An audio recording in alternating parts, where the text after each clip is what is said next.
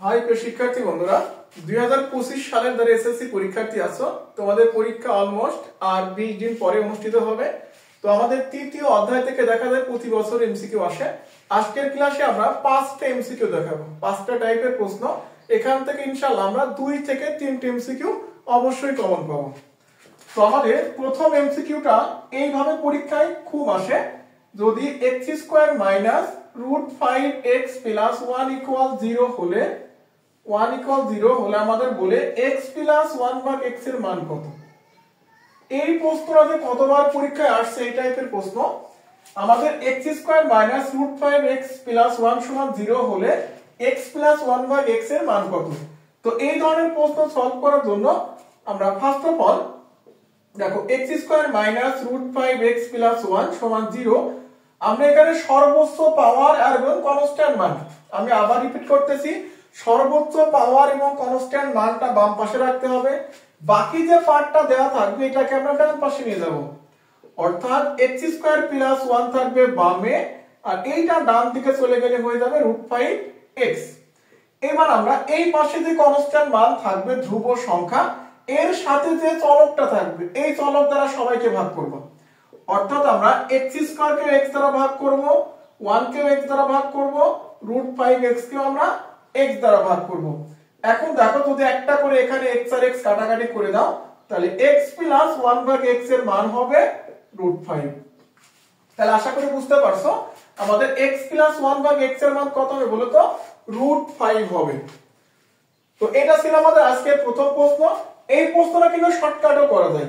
আমরা কিভাবে লিখতে পারি দেখো, যদি x² - √5x + 1 = 0 হয় তো এইখান থেকে আমরা এই যে মাঝে যে সংখ্যাটা দেওয়া থাকবে এটার চিহ্ন বিপরীত বসাইলে অ্যানসারটা পেয়ে যাই।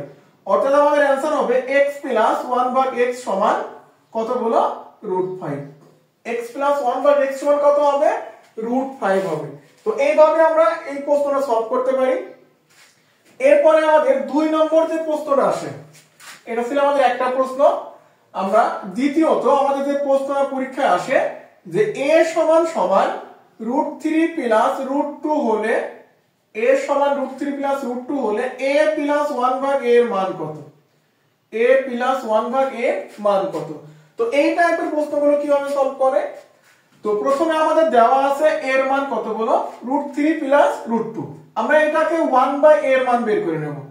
অর্থাৎ 1/a এর মান বের করার মিনিং হচ্ছে আমাদের মাঝে যে চিহ্ন দেয়া থাকবে শুধু চিহ্নটা চেঞ্জ করতে হয়। তাহলে √3 মাইনাস কত হবে, √2, প্লাস থাকলে মাইনাস আর মাইনাস থাকলে প্লাস। তো এরপরে আমরা এই যে এখানে এর সাথে 1/a এর মানটা যোগ করে দেব। তো আমাদের a এর মান দেওয়া ছিল √3 + √2 আর 1/a এর মান পেয়েছি কত বলো, √3 - √2। তো এটা কাটাকাটি হয়ে গেলে আমরা পাচ্ছি এখানে 2√3। তাহলে a + 1/a এর মান কত পেয়েছি বলো, 2√3। তো আশা করি আমাদের এই টাইপের প্রশ্নগুলো মনে থাকবে। তো এরপর দেখো আমাদের 3 নম্বর এমসিকিউ। এই প্রশ্নটা পরীক্ষায় অনেকবার আসছে, একই টাইপের প্রশ্ন। মনে করো আমাদের দেওয়া আছে এখানে x + 1/x = 3।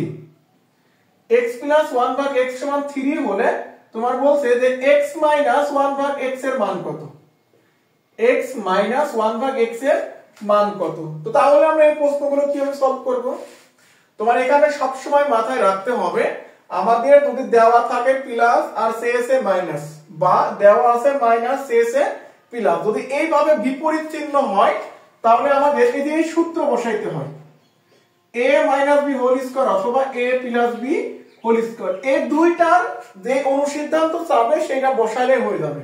যেহেতু আমাদের মাইনাস লাগবে তো মাইনাসের অনুসিদ্ধান্ত বসাবো।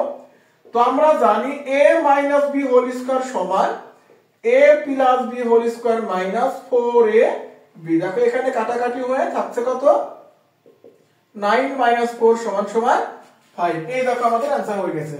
ও এখানে যদি শুধু x - 1/x এর মান চাই তাহলে এটা তো পেয়েছি আমরা স্কয়ার সহ। তাহলে সুতরাং x - 1/x = √5। এই দেখো আমরা x - 1/x এর মান কত পেয়েছি, √5 পেয়ে গেছি। তো আশা করি আমরা এই ধরনের প্রশ্নগুলো সলভ করতে পারবো।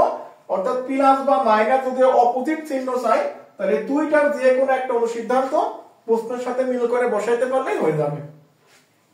তো এরপর আসে আমরা 4 নম্বর প্রশ্ন দেখি।